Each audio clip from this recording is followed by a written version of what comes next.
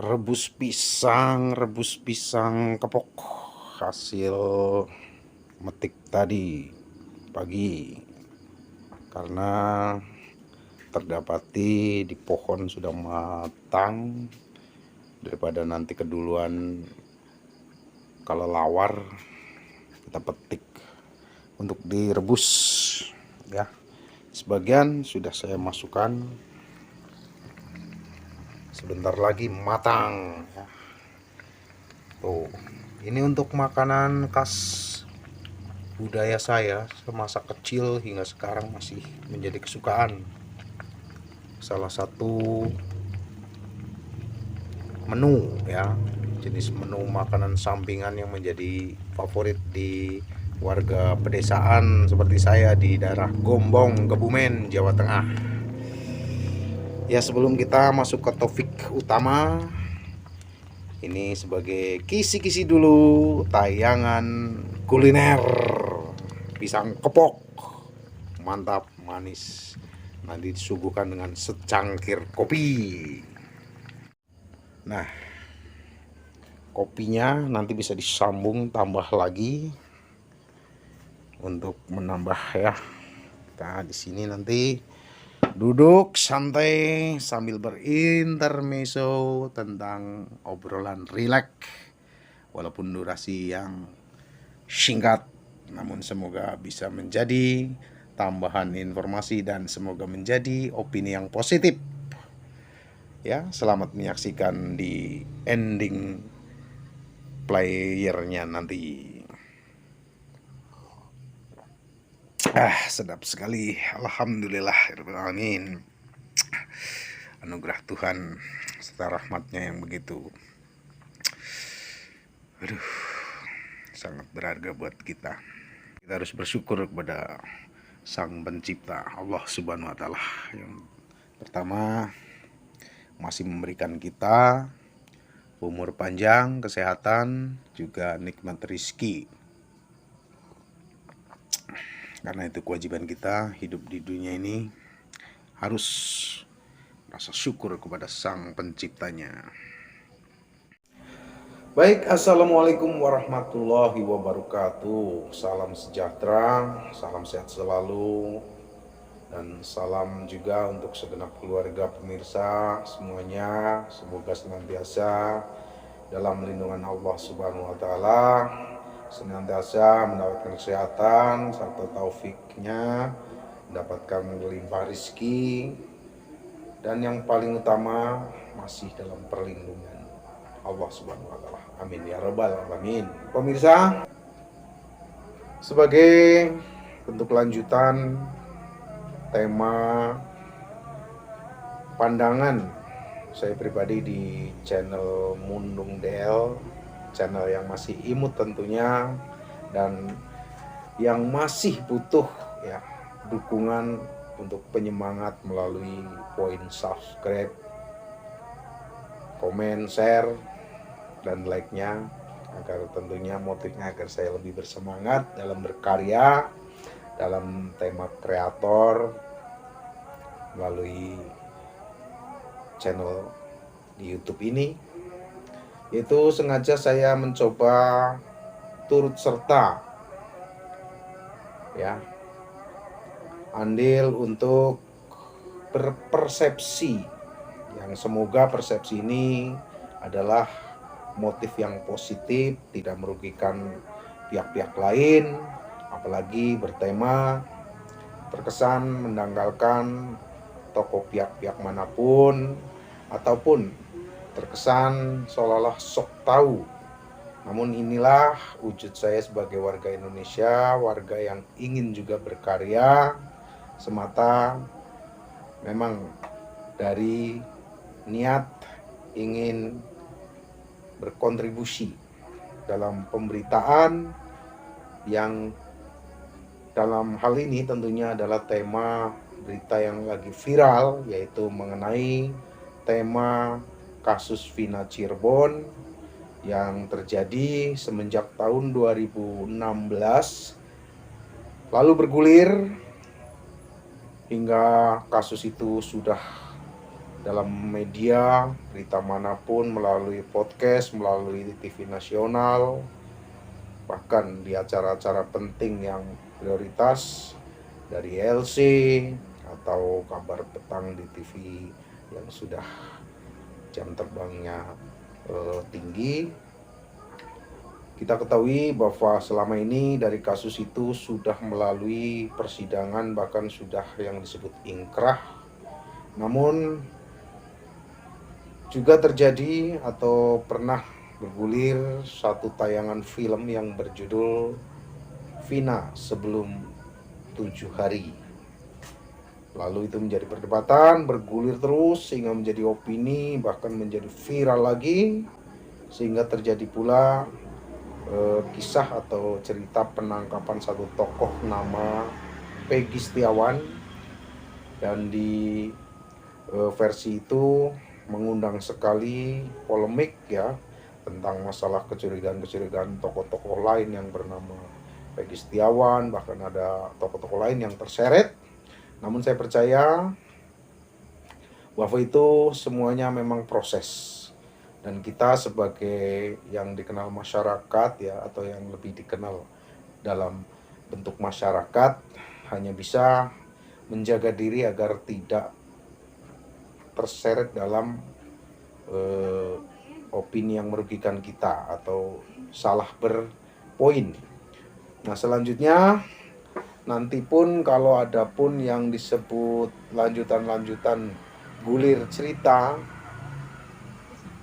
kita pun hanya bisa mengkonsumsi ya, lalu kita cerna dengan semacam kehati-hatian agar kita tidak salah mempersepsikannya, apalagi sampai salah mengomentarinya, sehingga itu akan bisa merugikan pihak-pihak lain, terutama pihak yang tidak menghendaki akan komentar kita atau persepsi kita melalui komen-komen maupun melalui spekulasi statement dimanapun media kita beratraksi, baik di FB, media YouTube, atau di kolom-kolom komentar di tayangan-tayangan channel manapun yang tentunya masih berkaitan dengan tema berita tersebut. Dan tidak lepas saya pun sangat mencoba berhati-hati, karena mengingat SDM saya juga masih SDM yang terbilang rendah, karena jujur saya secara formal memang bukan anak sekolahan, dan jujur pula saya hanya segelintir manusia yang hanya ditakdirkan memiliki ijazah SD ya, atau sekolah dasar, tidak lebih dari itu, sehingga hanya mencoba mengimbangi arus kehidupan. Jadi bentuk inilah yang saya suguhkan, yaitu melalui turut berkonten kreator, namun dalam tema berkesempatan atau persepsi yang semoga ini masih bermotif positif. Kembali saudara pemirsaku yang saya cintai, dari awal tadi udah disebut dengan judul Sebelum 7 Hari Vina yang di film kan bergulir penangkapan Peggy, lalu ada sidang pra-peradilan yang kita ketahui bersama di media atau di kabar berita bahwa Peggy ternyata bebas. Dan yang sekarang di akhir-akhir yang sekarang sedang terjadi yaitu tentang berita acara adanya pengajuan atau sudah dilaksanakan sidang PK yang baru tahap pembacaan memori apa itu ya yang disebut itu, karena kita belum mampu mengatakan bahasa itu ya, belum kapasitas ke situ. Namun mungkin pemirsa paham lah ya maksud saya itu, yaitu yang dilaksanakan oleh tim kuasa hukum dari mantan terpidana atau tokoh yang pernah ditahan atau di LP, yaitu Mas Saka Tatal beserta segenap kuasa hukumnya, yang salah satunya adalah dilaksanakan oleh Bapak Farhad ya. Ya, beliau memang sedari dulu saya sempat dengar memang beliau itu tokoh pengacara yang cukup terkenal, dengan rekan-rekan lainnya ada Bapak Krisnamurti dan lain-lain ya. Nah, Dalam warna atau cerita selama ini, dari etape-etape cerita judulnya, baik dari kisah yang 2016 sampai penangkapan Peggy, lanjut ke Saka Tatal mengajukan PK yang sekarang ini tentunya jujur baru-baru ini saya mendapat atau menyaksikan tayangan di salah satu tayangan YouTube, namun saya lupa ya, yaitu yang menyuguhkan pandangan dan ungkapan beliau, idola saya, yaitu yang terhormat Bapak mantan Kabareskrim Polri, yaitu beliau Bapak Susno Duaji, bahwa beliau artinya begini, beliau itu membuat sebuah edukasi barangkali di sini lebih tepatnya, bahwa kita juga harus belajar memahami tema dan keabsahan sebuah kasus atau kejadian, lalu korelasi hukum yang disebut apa itu, tentang bahasa hukum apa yang tempus delictus atau apa itu. Nah, itu kita lagi tertarik ya. Dan beliau juga artinya dari Pak Susno, maksud saya itu seperti mencerahkan gitu titik permasalahan, bahwa ada pembunuhan kah, lalu ada laka lantas kah, lalu jika memang itu ada, di mana tempatkah itu, tempat yang menjadi kejadian, dan itu milik hukum kepolisian mana yang berwenang untuk menangani. Kalaupun ada di Polresta Cirebon, itu saksinya mana, adapun saksi yang sudah ada, ternyata di situ ada pun beberapa saksi sudah mencabut keterangannya, bahwa mengaku selama ini keterangan yang disampaikan adalah palsu. Bahkan ya, menurut penuturan berita juga, bahwa yang bersangkutan atau saksi dua ini, yaitu yang berinisial L sama inisial D, itu mengaku atas arahan ya, bukan murni kesaksian dari yang bersangkutan. Nah, disitulah kelemahan. Makanya kalau ini pun terjadi nyata pembunuhan, ternyata yang ada itu kejadian yang dimaksud adalah laka lantas yang terjadi di Polres Kabupaten. Nah, di sini artinya edukasinya ada beda ya, sama-sama kewenangan polisi tapi berbeda keabsahan penanganannya. Kalau umpamanya kabupaten ada Polres Cirebon Kabupaten, kalau yang di Polres Kota itu Polresta Cirebon. Nah, di sini ada apa ya namanya? Intinya pembelajaran lah. Jadi mungkinkah kedepannya nanti akan ada yang tadi saya dengar langsung, the series ya. Kalau ini setelah PK, lah nanti berakhir seperti apa? Andaikan ini PK umpamanya taruhlah ini berhasil. Karena kita tahu tujuan Saka, walaupun Mas Saka ini sudah jelas-jelas bebas, dinyatakan tadinya bebas bersyarat, lalu dinyatakan bebas murni, namun yang bersangkutan ini tetap mengajukan PK karena demi motif tujuan utama, yaitu untuk membersihkan stigma kemantan narapidananya yang tidak merasa dia terima secara intinya nggak mau lah, dia itu pengen bersih karena dia tidak pernah merasakan maksudnya tidak pernah merasa melakukan hal yang menjadi tuduhan sampai persidangan dan sampai ke vonis 8 tahun kalau tidak salah, dan dia dibebaskan dalam masa tahanan sekitar 3 tahun lebih ya, 3, berapa tahun gitu.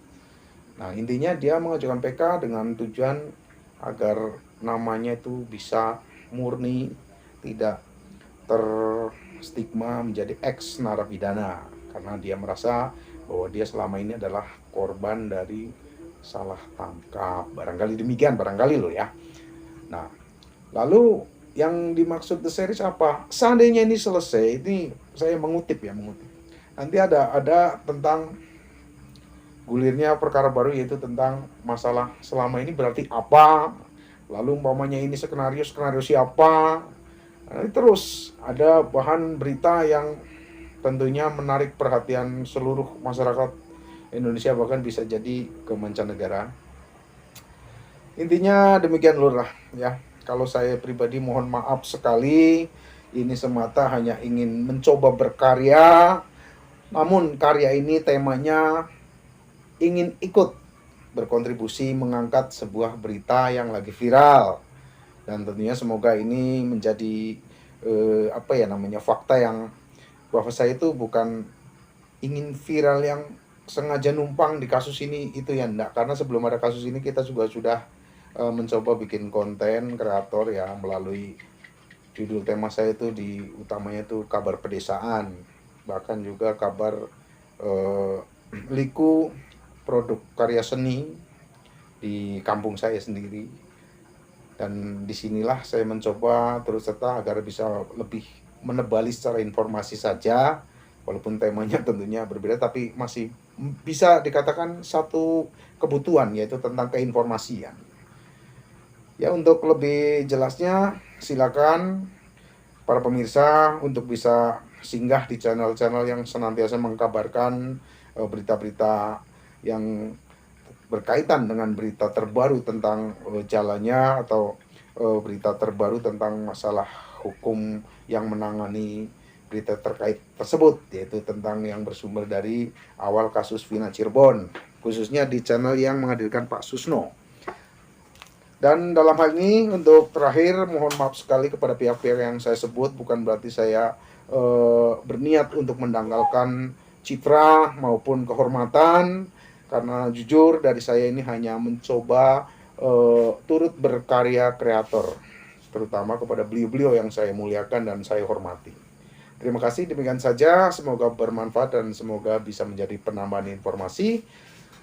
Sedikit juga, tidaknya saya tetap mengharapkan dukungan agar saya makin bersemangat dalam berkarya konten, maka mohon subscribe-nya, share, dan like atau komennya. Terima kasih. Akhiran, billahi taufiq wal hidayah. Wassalamualaikum warahmatullahi wabarakatuh. Salam desa.